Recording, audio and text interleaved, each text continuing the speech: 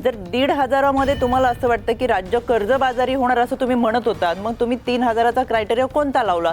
तर हे महाराष्ट्राच्या जनतेच्या लक्षात आलं की फेक नेरेटिव्ह सेट केले जातात.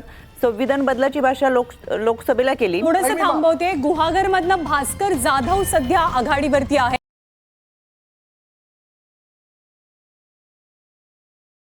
चित्र पाहायला मिळतंय. आणखी कोणत्या मतदारसंघातले काय अपडेट्स आहेत? कारण आदित्य ठाकरेंची आघाडी सुद्धा फार मोठी आघाडी नाही, काही 100 मतांची फक्त आघाडी आहे. यानंतर कोकणात वैभव नाईक यांच्यानंतर भास्कर जाधव यांची देखील एक आघाडी दिसून येते. म्हणजे उबाटाच्या ज्या जागा लीड करताना आपण आणखी कोण कोण आघाडीवरती आहे? गणेश राम सातपुते. कारण इथं ज्या प्रकारचं समीकरण तिथं बनलेलं होतं त्या मतदारसंघात, त्यानंतर राम सातपुतेंची ही लढत अतिशय अवघड आहे. उत्तम जानकर तिथं मैदानात होते, त्यामुळे राम सातपुतेंचं काही खरं नाही अशी चर्चा असताना ते पुढे. औरंगाबाद पूर्व इम्तियाज जलील आघाडीवरती या ठिकाणी बघायला मिळते. 24,000 मतांची जलील यांना आघाडी आहे. 24,000 मतं. इथं थोडंसं सावध व्हावं लागेल, कारण कुठल्या ईव्हीएम उघडले गेले त्याच्यावर अवलंबून आहे. ध्रुवीकरणाचं सगळं इथं संभाजीनगरमध्ये साधारणपणे ट्रेंड असा असतो की बऱ्याच वेळेस एखादा उमेदवार खूप पुढे असतो, परंतु आता प्रदीप जयस्वाल मागच्या निवडणुकीत एकदा विजयी झाले होते, ते प्रचंड मागे पडले होते. परंतु जेव्हा सिडको अडकोचा टापूवर आला, कारण बूथ क्रमांकानुसार मत मोजणी केंद्रावर मशीन मोजले जातात, त्यामुळे मागे पुढे होतं. परंतु तरीसुद्धा संभाजीनगर पूर्वमध्ये मराठा वोटिंग हे अतुल सावेच्या प्रचंड विरोधात गेलेलं असल्यामुळे इम्तियाज जलील, मी आधीच्या चर्चेत पण सांगितलं होतं की इम्तियाज जलील हा शेवटपर्यंत फाईटमध्ये तिथे राहणार आहे आणि अतुल सावेंना ही निवडणूक खूप अवघड जाणार आहे. मानखुर्दमधनं नवाब मलिक पिछाडीवरती असल्याचं बघायला मिळतं. अबू आझमी यांनी आपली आघाडी कायम ठेवलेली आत्ता क्षणापर्यंतची, त्याच्यामुळे तिथे देखील काटेकी टक्कर आपल्याला पाहायला मिळते. तर शिवाय आपण जर इतरही लढतींच्या बाबतीत आत्तापर्यंत विचार केला तर ऐरोलीमध्ये भाजपचे गणेश नाईक यांनी आघाडी घेतलेली आहे. MK मडवी म्हणजे मशाल हाती घेऊन मनोहर मडवी जे त्यांच्या विरोधात उभे होते.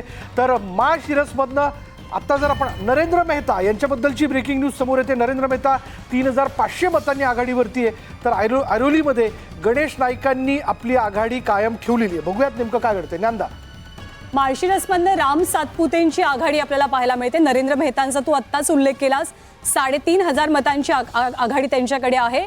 गीता जैन यांना फक्त 91 मतं मिळालेली आहेत.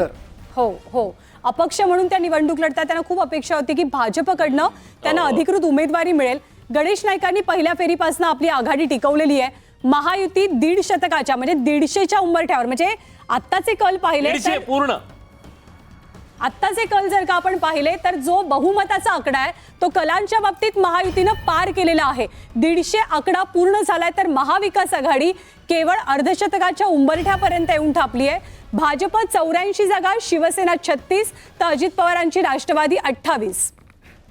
तर मुंब्रा कळवामधनं जितेंद्र आव्हाड आघाडीवरती असल्याचं आपण बघतोय. नजीब मुल्ला यांची पिछाडी आहे. जितेंद्र आव्हाड 4,000 मतांनी त्यांनी त्यांची आघाडी जी ती कायम ठेवली आहे आणि नजीब मुल्ला यांची पिछाडी या ठिकाणी दिसून येते. या लढतीकडे देखील सगळ्यांचं लक्ष होतं, कारण गुरु आणि शिष्य या दोघांमधली ही लढत होती. ज्या नजीब मुल्ला यांनी गेल्या निवडणुकीत जितेंद्र आव्हाडांसाठी मोर्चे बांधणी केली होती, तेच त्यांच्या विरोधात या ठिकाणी समोर उभे होते. तर लातूर शहरमधनं अमित देशमुख हे आघाडीवरती असल्याचं बघायला मिळतंय. आणि तिकडे तिसऱ्या फेरी अखेर धनंजय मुंडे 9,116 मतांनी आघाडीवर आहेत. विलास, तू सातत्याने लातूरचा उल्लेख करायचास. लातूरमध्ये आत्ताची विरुद्ध देशमुख. हा, तर लातूरची परिस्थिती आपण बघणार आहोत. आदित्य ठाकरे आघाडीवर आहेत, पण ही आघाडी काही फार मोठी नाहीये. संदीप देशपांडेंचं आणि मिलिंद देवरांचं त्यांना आव्हान आहे, त्यामुळे काटेकी टक्कर वरळीमध्ये सुद्धा पाहायला मिळते. तर दुसरीकडे माहीम मतदारसंघातनं अमित ठाकरे हे मात्र पिछाडीवरती आहे. सातत्यानं बोललं जात होतं की शिवसेना आणि म्हणजे शिंदेची शिवसेना आणि मनसे यांच्या वादामध्ये फायदा होऊ शकतो तो उद्धव बाळासाहेब ठाकरेंच्या पक्षाला, आणि तशीच काहीशी परिस्थिती सध्या आपल्याला माहीममध्ये दिसते.